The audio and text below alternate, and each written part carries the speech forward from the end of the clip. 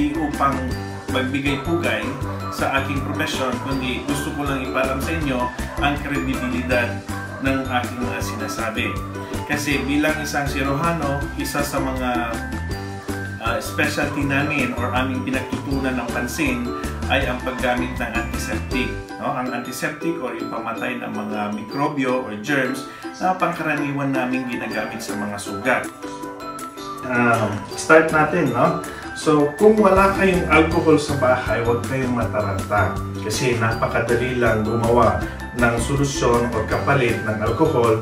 Malamang ito ay mas mabisa pa kaysa sa pangkaraniwang alcohol niyan. Kasi ang alcohol ay maraming grado. No? Meron tayong tinatawag ng 40%, meron tayong tinatawag ng 70%, merong denatured. So, ang pinakamabisa kasi dyan, yung 70%, para hindi siya mabilis mag-evaporate at mas matagal yung contact niya sa surface o kaya sa germs. No?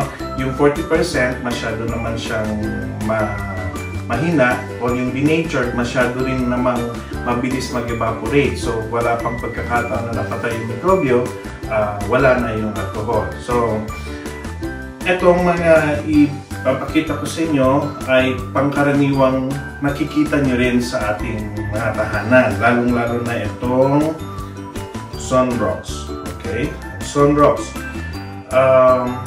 Hindi ko ini-endorse ito, hindi ko pinopromote yung brand, pero since ito yung pinaka-common na nakikita natin sa bahay, ito yung gagamitin natin. Bakit Sunrocks ang gagamitin? Okay? Makikita nyo dito sa Sunrocks, nakalagay dito sa likod, napaka-effective kasi ito. Sabi niya, it kills 99.9% of germs. No? Totoo yun. Napakabisa ang Sunrocks laban sa mga viruses, sa bacteria at fungi. Nandiyan, nakalagay sa likod.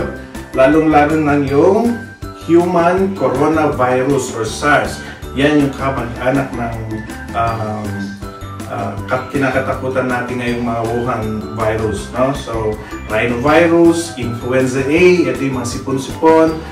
Napaka-effective din ito, yung rotavirus, respiratory syncytial virus, adenovirus, hepatitis A, norovirus. So, napakadami. Napakadami niyang kayang patayin. So, napakabisa ang Clorox sa pagpatay ng mga kalaban natin ngayon, o yung kinakatakutan natin ngayon. Okay? So, marami din mga bacteria at saka mga fungi or fungus na pwede niyang patayin. So, this is very effective. Okay? Nandito din sa likod, nasa label din, pwede niyo siyang basahin. Pag gumagawa kayo ng disinfectant, kunyari may nag-ubo-ubo sa bahay o may nagtapon ng laway o ano na karoon ng infection, pwede nyo gamitin na yun ng panglinis para ma-disinfect nyo yung area. Okay? Isang paalala lang sa paggamit ng Sunrocks. So, mas maganda yung gamitin nyo yung color safe kasi pag ginamit nyo yung regular na bleach, baka magkaroon ng may masirang mga decolores, mga gamit or damit. So, mas maganda ito para hindi maapektuhan yung kulay ng kung ano man yung malalagyan ninyo. So, ang paggawa ng disinfectant na gamit ang Sunrocks ay simple na. Okay. Kumuha ng Sunrocks, siguraduhin nyo lang na hindi kayo masyadong sensitive sa mga ganitong chemicals. Kasi, pag sensitive kayo, maaaring masunog yung balat, magkaroon ng reaction. Para kung mga ganun yung nangyayari, pwede kayong gumamit ng mga protective gears. Gloves kayo, o kaya may tubig na pwedeng panghugas ka agad kung kayo magkaroon ng reaction dito sa chemical nito. Paano gagawin? Para sa mga simpleng disinfectant lang o paglilinis sa bahay, ang kailangan mo lang ay Sunrocks. Tapos kumuha ka ng dapat ito ay malamig, hindi mainit. Kasi kung mainit ito, nagkakaroon ng reaction yung chemical at saka yung tubig.